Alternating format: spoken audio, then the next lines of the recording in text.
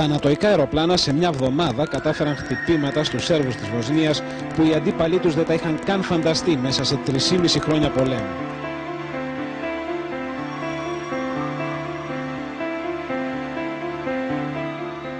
Η βόμβα του νατοϊκού αεροπλάνου έσκασε μόλις λίγα μέτρα μακριά από τον στόχο.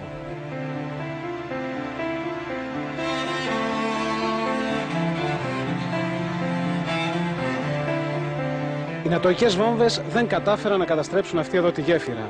Διέλυσαν όμως τούτο εδώ το σπίτι, μέσα στο οποίο έμεναν 16 οικογένειες προσφύγων. Ko cigani, nemamo gdje da živimo i sad su nas istjerali. Svaki nas dan tuku, svaku noć.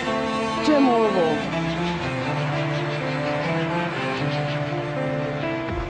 Τα ανατοϊκά χτυπήματα είναι εντυπωσιακά.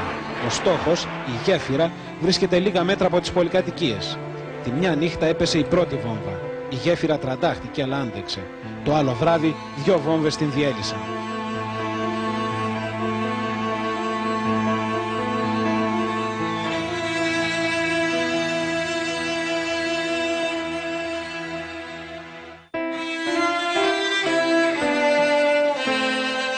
Αυτή είναι η κεντρική γέφυρα της Φώτσα, όπως λένε οι κάτοικοι της περιοχής. Τα ανατοϊκά αεροπλάνα ρίξαν δεκάδες βόμβες και την κατέστρεψαν.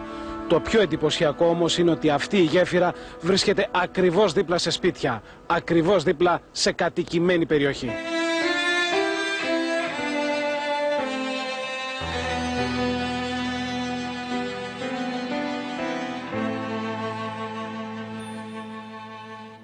Ali, mislim, stvarno, mi smo Srbi, nek nas. Αυτό όμως που έχει περισσότερο από όλη σημασία είναι ότι αυτοί εδώ οι άνθρωποι μοιάζουν αποφασισμένοι να αντέξουν τα ανατοϊκά χτυπήματα.